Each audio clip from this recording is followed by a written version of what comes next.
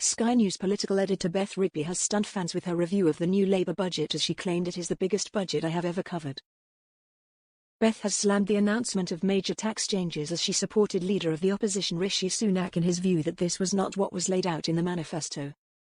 The political expert also slammed Prime Minister Keir Starmer in her analysis as she pointed out that he denied to her that there would be any tax rises. The Chancellor has in fact confirmed that there will be a £41 billion hike in taxes as announcements were also made regarding the benefits and welfare system. The budget also included big plans for the NHS, as well as changes to stamp duty, a rise in the cost of smoking, vaping and alcohol where punters will see their pints drop in price. Giving her stark review, Beth stated, "I think this was the moment where we saw the real Labour government and compare and contrast a Labour government that was painfully cautious in the run-up to this election, talking about really quite menial tax rises and spending commitments compared with today, and a government in victory that is bold and confident about the decisions they are making."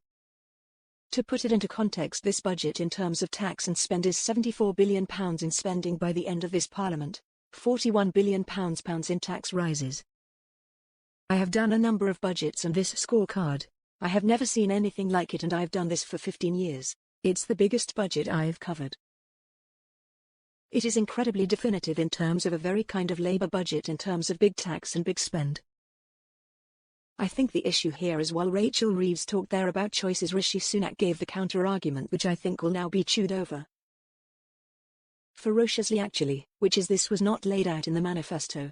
This was not what the Labour government implied. When I asked the Prime Minister at our leaders' debate in Grimsby, are there any tax rises beyond this? He said there are no plans to raise taxes, and now look where they are. She continued her analysis adding, it's a massive tax on business, £25 billion on businesses in terms of increases and changes to employers' national insurance. There's £5 billion on wealthier people in terms of changes to inheritance tax and capital gains tax.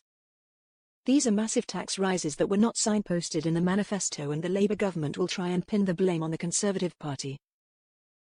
But this is so enormous, you can't help but come out of this budget and think this was a Labour government that had a different agenda in the run-up to the election that it didn't level with the British people about.